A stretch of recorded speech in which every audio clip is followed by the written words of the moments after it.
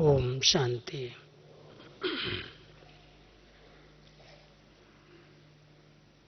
अभी हम सभी जो गीत सुन रहे थे उसी गीत से संबंधित आज का विषय है। गीत के शब्द थे, ईश्वर जिसके साथ है डरने की क्या बात है। हम सभी जानते हैं इस संसार नाटक में अंतिम दृश्य अति भयानक, दर्दनाक कलयुग के विनाश का जो होगा, जिसके लिए बाबा हम सबको कहते हैं बहुत विकराल परिस्थितियां आएंगी और उन विकराल परिस्थितियों को पार करने के लिए आप बच्चों की श्रेष्ठ स्थिति, स्वस्थिति चाहिए। स्वस्थिति से परिस्थितियों पर विजय कैसे होती है, आज इसी विषय पर हम आपसे चर्चा करेंगे। क्योंकि संसार का वायुमंडल अति तमो प्रधानता की ओर बढ़ रहा है। पापाचार, अत्याचार और भ्रष्टाचार, साथ साथ आतंक जिसका चारों तरफ भय व्याप्त है। परिस्थितियां हम सभी जानते हैं। एक तो प्रकृति के पांचों तत्वों के द्वारा विकराल रूप से हर एक के सामने आती हैं। तमो प्रधान प्रकृति के तत्व कभी अति गर्मी पड़ रही है, कभी सूखा पड़ जाता है, कभी बाढ़ आ जाती है, कहीं धरती हिलती है।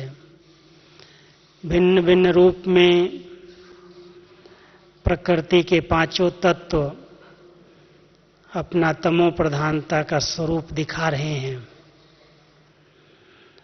साथ साथ व्यक्तियों के भिन्न भिन्न प्रकार के संस्कार, स्वभाव, उनकी पुरानी आदतें नए नए रूप में भिन्न भिन्न प्रकार की परिस्थितियां हम सबके सामने लेकर के आती हैं। कुछ एक भटकती हुई आत्माएं जिनकी अकाले मृत्यु होती है, उन आत्माओं का भी कहीं न कहीं अटैक होता है। परिस्थितियों के अनेकानेक रूप हम सभी जानते हैं और कोई भी ऐसा नहीं है जो ये कहे कि मेरे सामने कोई भी परिस्थिति नहीं आती है। परिस्थितियों का काम है आना, और हम सबको बाबा ने अपना साथ दे करके, अपनी शक्ति दे करके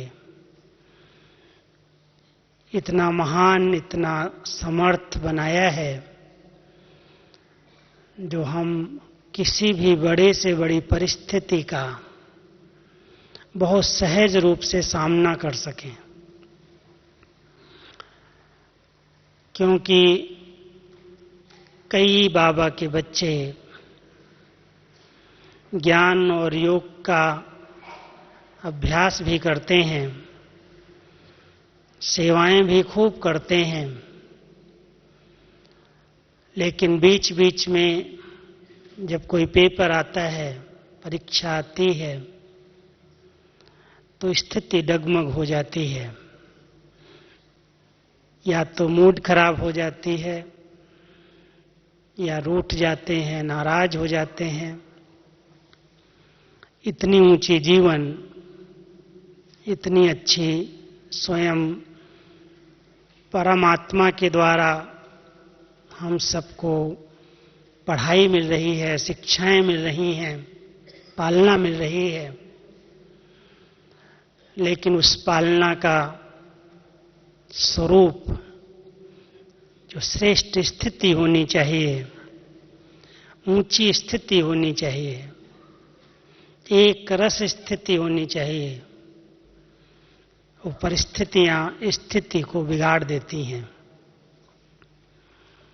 हम सभी जिन्हें इतना शक्तिशाली सवेरे सवेरे वरदानों का हाथ भगवान का अनुभव करते हैं, बाबा की सकाश अव्यक्त वतन से हम सब के ऊपर आती है, और बाबा विशेष अपने बच्चों को कहते हैं कि बच्चे, परिस्थितियों को तो परिवर्तन किया नहीं जा सकता, अति में हर एक चीज जाएगी, लेकिन उन परिस्थितियों पर पार करने की, उन पर विजय प्राप्त करने की शक्ति जरूर मेरे से ले सकते हो। उसके लिए हम सबको बाबा ने अमृत वेले का समय दिया है। सवेरे सवेरे उठकर अपनी अशरीरी स्थिति में बैठकर बाबा से शक्ति लो, सकाश लो, किरणें लो, अनुभव करो कि वरदाता का वरदानी हाथ, सर्व शक्तियों से संपन्न हाथ हम सबके मस्तक पर है, और इतनी शक्तिशाली आत्मा बन जाए जो दिन के अंदर आने वाली हर परिस्थिति को परख भी सके, उसका सामना भी कर सके, और विजयी बनकर, विजय हमारा जन्म सिद्ध अधिकार है, ये सबूत दे सके। तो बाबा सवेरे से लेकर के अपने बच्चों में कैसे शक्तियां भरते हैं, ये पालना जो इस ईश्वरीय विश्वविद्यालय में हम सबको मिल रही है, चाहे संबंध के द्वारा, योग के द्वारा, या डायरेक्ट भगवान के वर्षंस ज्ञान रत्नों के द्वारा, मुरली के द्वारा, जो बच्चे इन दो बातों पर ध्यान दे रहे हैं, वो आने वाली हर परिस्थिति को फेस कर सकते हैं, सामना कर सकते हैं। और बाबा हमेशा कहते हैं कि परिस्थितियां आना गुड लक है। अगर कोई के सामने परिस्थिति ही ना आए, अगर स्टूडेंट के सामने पेपर ही ना आए, परीक्षा ही न हो, तो क्लास आगे कैसे बढ़ेगा, आगे कैसे जाएगा। अगर खिलाड़ी कहे कि मेरे पास बॉल ही ना आए और मैं 1 नंबर हो जाऊं, तो कैसे उसको 1 नंबर माना जाएगा। हम सभी गॉडली स्टूडेंट हैं। परमात्मा परम शिक्षक रूप में हम सबको पढ़ा रहा है, और पढ़ाई की परीक्षा का समय 9 मास, 12 मास, 6 मास नहीं है। अभी अभी पढ़ाई और अभी अभी पेपर, यही इस विद्यालय की विशेषता है। सवेरे सवेरे मुरली सुन करके जाओ, बाबा कहेगा बच्चे आज तुम सहनशील बनना, आज तुम नम्रता के अवतार बन करके रहना। जाते ही कोई ऐसी बात आएगी जो जोश दिलाने वाली होगी। उस समय पता चलता है कि बाबा ने तो पढ़ाया, सुना, उसका स्वरूप कहां तक बने, परीक्षा आई, उसको हमने पार कैसे किया, कितना समय गया, कितनी संकल्प गए, कितना श्वास गई, या आई बात और खत्म हो गई, ऐसे समाप्त हो गई जैसे ये तो कोई बड़ी बात नहीं थी। कई बाबा के बच्चे हैं जो बातों को सेकंड में फुल स्टॉप लगा देते हैं, और कई हैं जो सोच सोच करके उसको बहुत बड़ा रूप दे देते हैं। सोचने की एक बीमारी हो गई है। होती छोटी सी बात है, बातें तो आएंगी, परिस्थितियां आएंगी और व्यक्तियों के द्वारा ही आएंगी, और जिनके साथ हम रहते हैं, जिनके साथ हम सबके उठना बैठना खाना पीना संग है, साथ है, उनके द्वारा ही आएंगी। अज्ञानी आत्माओं के द्वारा जब कोई परिस्थिति या पेपर आता है तो बाबा के बच्चे बहुत सहज पार कर लेते हैं, कहते तो कोई बड़ी बात नहीं है क्योंकि ये सब अनजान है। अगर कोई ग्लानि भी करेगा, कोई कटाक्ष भी करेगा, तो वे डोंट केयर करके पार कर लेंगे, कोई बात नहीं। इसको बेचारे को पता ही नहीं है कि हमको भगवान पढ़ा रहा है, हम उसके स्टूडेंट हैं। लेकिन अगर ज्ञानी आत्माएं जो बाबा के बच्चे हैं, ब्राह्मण हैं, जो बहुत दूसरों को पाठ पढ़ा रहे हैं, जिनको हम महारथी समझते हैं, जिनको बड़ा समझते हैं, उनके द्वारा अगर कोई पेपर आ जाता है तो हलचल पैदा हो जाती है।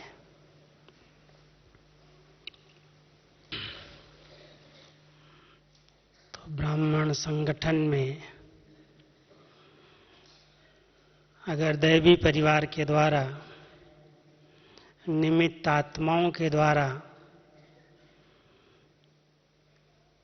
रिगार्ड नहीं मिलता, थोड़ा सा भी कोई अपमान कर देता है, तो बाबा और पढ़ाई दूर हो जाती है। सोचने लगते हैं ऐसा मेरे साथ व्यवहार क्यों हुआ, ऐसा तो ज्ञान नहीं कहता है। हमने तो बहुत ऊंची ऊंची भावना रखी थी, लेकिन यहाँ तो हमारी भावनाओं का कदर ही नहीं है। परिस्थितियों को कमजोर मन जन्म दे देता है। जब कमजोर मन होता है, जब कोई बात का वो सामना नहीं कर पाता है, तो उसके लिए एक छोटी सी बात भी एक बहुत बड़े पहाड़ के रूप में दिखाई देती है। इसलिए बाबा चाहते हैं कि मेरे एक एक बच्चे की स्थिति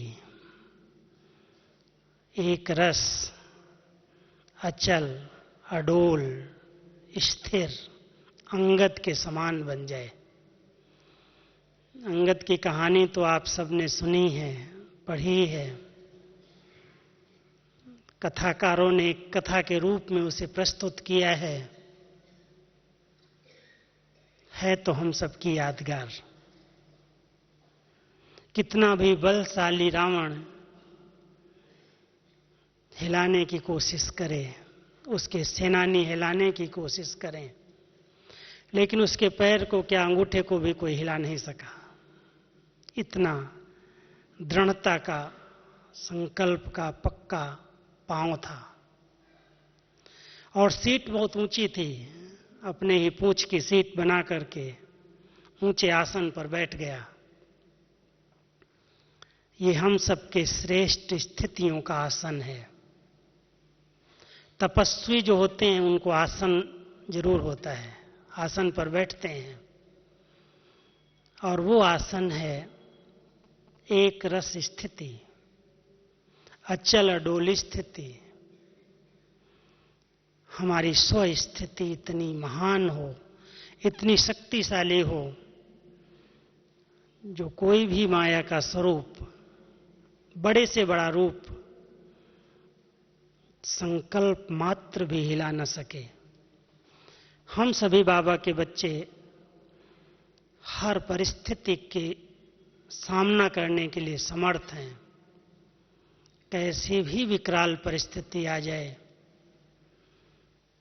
बाबा कहते तुम ही बच्चे मेरे कलप कलप के विजयी हो।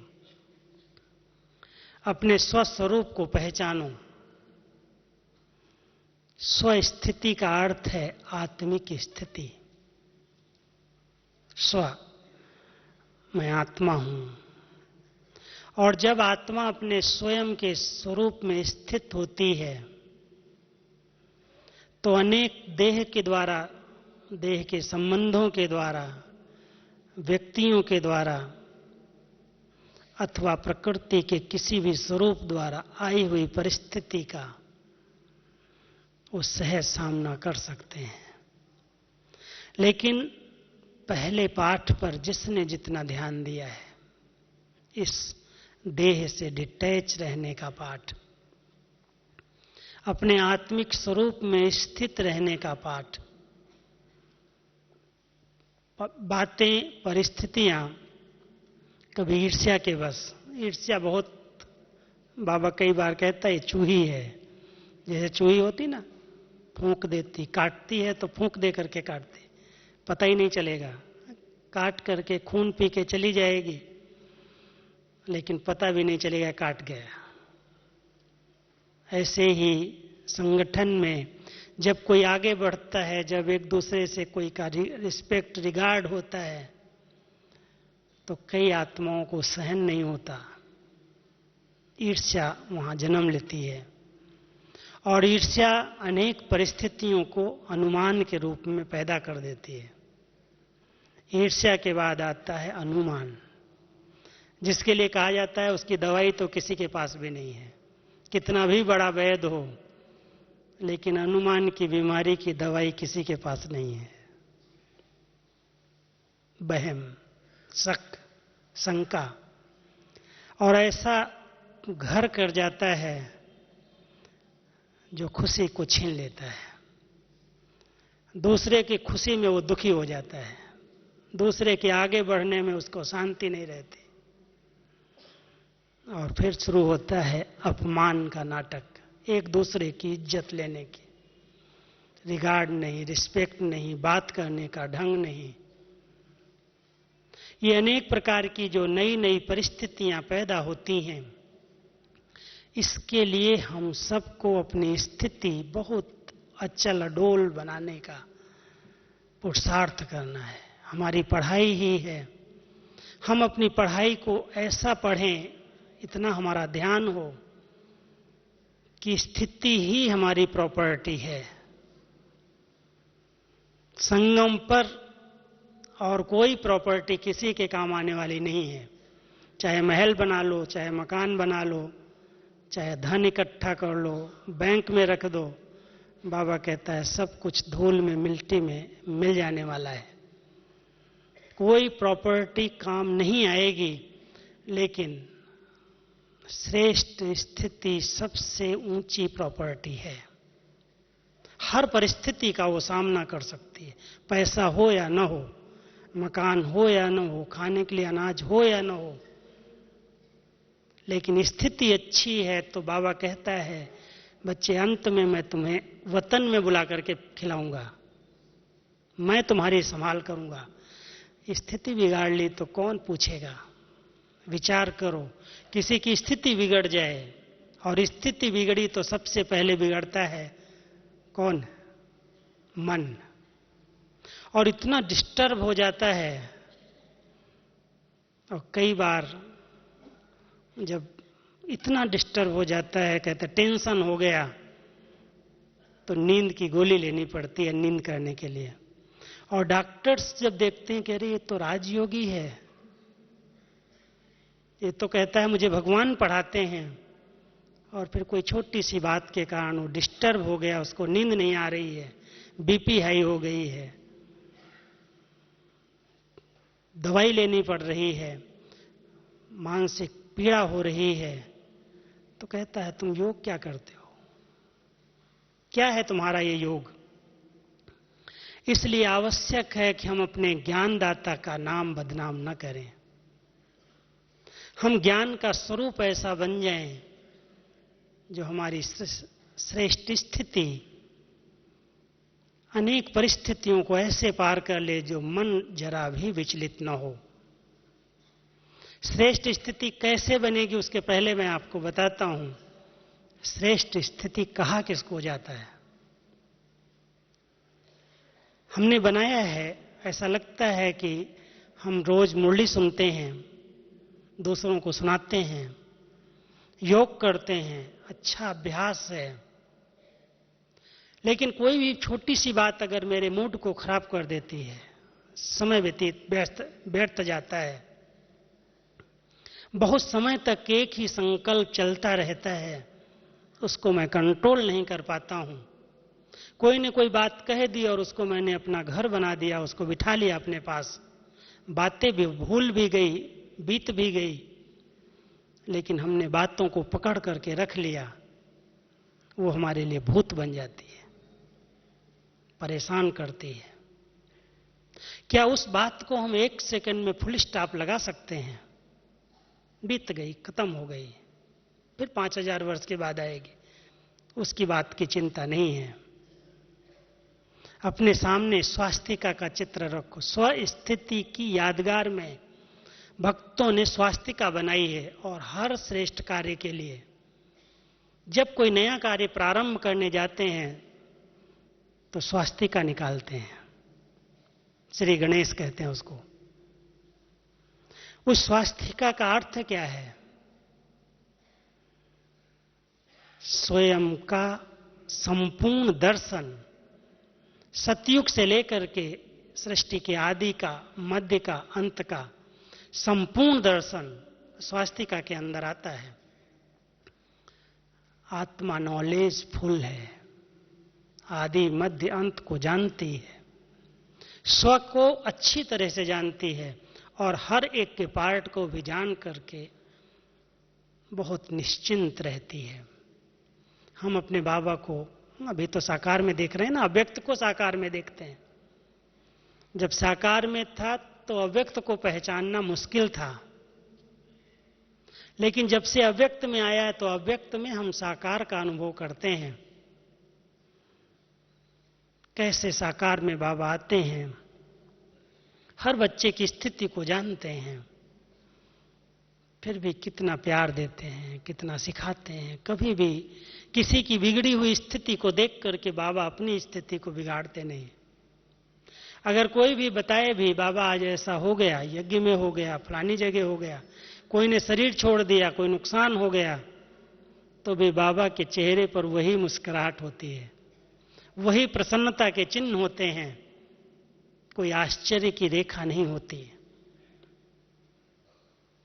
हम सभी बाबा के समान बनने के पुरुषार्थी बच्चे स्वास्तिका को अपने सामने रखें। स्वस्थिति को ऊंचा बनाने के लिए त्रिकालदर्शी स्थिति चाहिए। हर आत्मा के पार्ट को साक्षी दृष्टा होकर के देखने का अभ्यास। हर आत्मा अपना अपना पार्ट प्ले कर रही है, चाहे वो अच्छे से अच्छा बजा रही है, चाहे खराब से खराब बजा रही है। मैं उसके पार्ट को न्यारा होकर के, निर्लिप्त होकर के देखूं, उसमें लिप्त न हो जाऊं। जब ये अभ्यास हम कर लेंगे तो हमारी स्थिति अच्छी बन जाएगी। दूसरा है अपने अनादि स्वरूप की स्मृति। आत्मा स्वस्थिति में स्थित होती है, माना जो उसका अनादि स्वरूप है, जिसके अंदर उसके अनादि गुण हैं,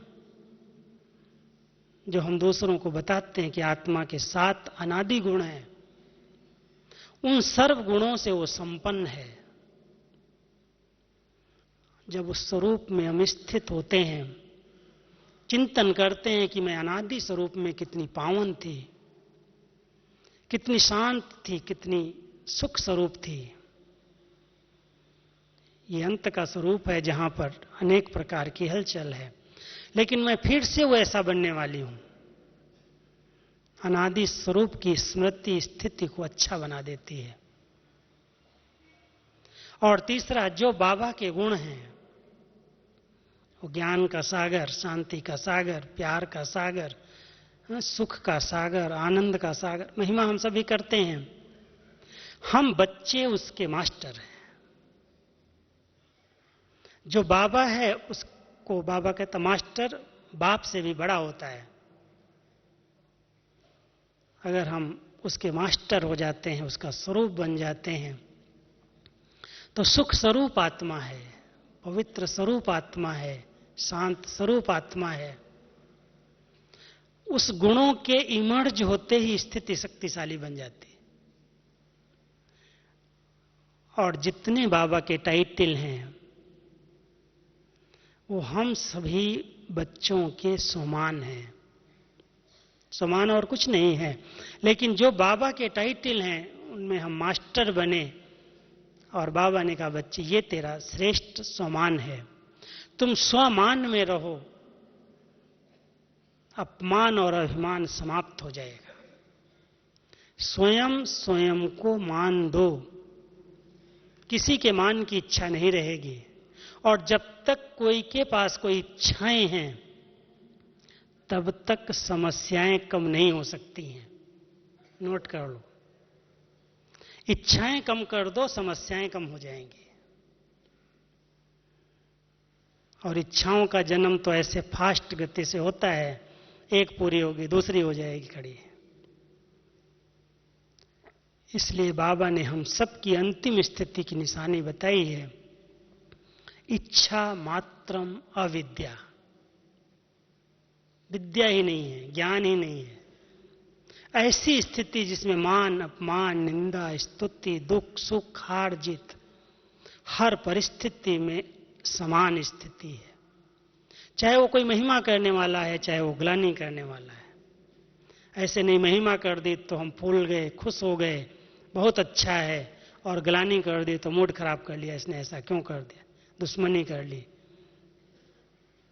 ज्ञानी तो आत्माएं अगर वो ज्ञान स्वरूप बनी है तो ज्ञान का चिंतन करते करते उनकी इतनी अच्छी स्थिति हो जाती है, जो चाहे वो कोई हार चढ़ाए, चाहे वो ग्लानि करे, गाली दे, दुश्मन दोस्त में बदल जाता है, दुश्मनी की भावना समाप्त हो जाती है। हम सभी ज्ञान का इतना चिंतन करें, क्योंकि स्थिति का आधार, सभी ध्यान देना, रात का समय है, गहरी बातें बता रहा हूं। स्थिति का आधार स्मृति है। जैसी स्मृतियों में हम रहते हैं वैसी स्थिति का निर्माण होता है। अगर आप नेगेटिव सोचने लगें और वो स्मृति में आ जाएं, बातें चिंतन में आते आते स्मृति में आ जाती हैं, और जब वो स्मृति बन जाती है, वृत्तियां बन जाती हैं, और वो वृत्तियां फिर स्थिति का निर्माण कर देती हैं, वैसी स्थिति हो जाती है। इसलिए अगर हम सभी अपनी अच्छी स्थिति बनाना चाहते हैं, श्रेष्ठ स्थिति बनाना चाहते हैं, ऊंची स्थिति बनाना चाहते हैं, जैसी बाबा चाहता है कि मेरा एक एक बच्चा ऐसी ऊंची स्थिति में रहे, जो पहाड़ जैसी परिस्थिति, सागर जैसी भी बड़ी परिस्थिति आ जाए तो जैसे विमान में उड़ने वाला, उसके लिए पहाड़ क्या है, सागर क्या है, एक छोटा सा खिलौना दिखाई देता है, पार कर लेता सहज। ऐसे ही अगर हम अपनी ऊंची स्थिति में स्थित रहते हैं, ऊंची स्थिति हमने बनाई है ज्ञान से, योग से, दुआओं से, तो मैं समझता हूं कि हर परिस्थिति ऐसे सहज पार हो जाती, स्थिति उसमें हिलती नहीं है। श्रेष्ठ स्थिति की 4 मुख्य निशानियां हर एक चेक करें। सबसे पहले है संपूर्ण हेल्थ, स्वास्थ्य, हेल्दी है। छोटी छोटी बातें उसको बीमार नहीं करती, हवा पानी उसको लगता नहीं जल्दी, ऐसे नहीं हवा बदली और बीमारी आ गई। शरीर की व्याधि अलग चीज है, कोई भी हिसाब किताब हो सकता है उसके साथ, लेकिन जो व्यर्थ संकल्पों की सबसे बड़ी बीमारी है, आत्मा छोटी छोटी बातों में व्यर्थ संकल्प नहीं करती, उसका मन एकदम हेल्दी है, संपूर्ण स्वस्थ है, स्व स्थिति में स्थित है। स्वस्थ माना स्व की श्रेष्ठ स्थिति, वही स्वस्थ है जो स्व की श्रेष्ठ स्थिति में रहना जानता है। तो इतनी आत्मा स्वस्थ बन जाए, हेल्दी बन जाए, जो कैसी भी बातें आ जाए, कोई कुछ भी कह दे, अपमान करे, ग्लानि करे, काटने की कोशिश करे, हमारी बातों को कट कर दे, लेकिन बाबा बाबा ही दिखाई दे, बाबा से प्यार, परिवार से प्यार, सेवा से प्यार, यज्ञ से प्यार, उसमें कोई भी प्रकार का पेपर उसमें कमी न लाए, परसेंटेज में भी ना हो, निश्चय में 1% भी संशय उत्पन्न न हो जाए, ऐसा अटूट निश्चय बुद्धि। भगवान को नई सृष्टि बनानी ही है और उसमें मुझ आत्मा को मददगार बनना ही है। अपना राइट हैंड बाबा ने मुझे बनाया है, किस लिए बनाया है? नई दुनिया बनाने के लिए। वो सतयुगी दुनिया आएगी, बातें कितनी भी आ जाएं, कितना भी विरोध हो, कितना भी सामना करना पड़े, कितनी भी बच्चों की स्थिति भी नीचे ऊपर हो जाए, कितना भी हलचल हो जाए, कितनी भी पार्टियां खड़ी हो जाएं, लेकिन भगवान के कार्य को कोई भी बात रोक नहीं सकती है। निश्चित भावी बनी हुई है, सतयुगी दुनिया आनी ही है, उसको कोई हिला नहीं सकता। इतना अटूट निश्चय, जरा भी अंश मात्र भी उसमें संकल्प न आए, पता नहीं बाबा तो कहता है, कोई की चलन तो दिखाई नहीं देती, कहां देवता बने अभी हम, कैसे देवताएं आ जाएंगे? बाबा दूरादेशी है, त्रिकालदर्शी है, हमारे भविष्य को देखता है और जानता है। और अपने बच्चों को भी कहा है, बच्चे अपने चलन और चेहरे से, अपने फीचर से बाप के फीचर्स और फ्यूचर दिखाओ, दिखाई दे ये फ्यूचर है, ये सतयुगी दुनिया आने वाली है, उसकी स्थापना का कार्य चल रहा है। परिस्थितियां कितनी भी हलचल वाली क्यों ना आए, आएंगी, भले आए, लेकिन सतयुगी दुनिया आने वाली है और हम ही देवता बनने वाले हैं, दूसरे नहीं। इतना अटूट विश्वास है, निश्चय है। तो 4 निशानियों में सबसे पहले मैं आत्मा हेल्दी हूं। कोई भी रोग मन का तन को बीमार तो नहीं कर देता है, मन सदा निरोगी रहता है। चेक करो हर एक, क्योंकि मन को बहुत जल्दी जल्दी बीमारियां लगती हैं। कोई ने छोटी सी बात कह दी, डिस्टर्ब हो गया, योग नहीं लगता, मजा ही नहीं आता, अच्छा ही नहीं लगता, ब्रह्मा भोजन भी अच्छा नहीं लगता, संग भी अच्छा नहीं लगता, मुरली में भी मजा नहीं आता। आएंगे अगर किसी कारण से, किसी दबाव से, तो सो जाएंगे, आके नींद आ जाएगी, रस नहीं, सब रस फीके फीके लगेंगे।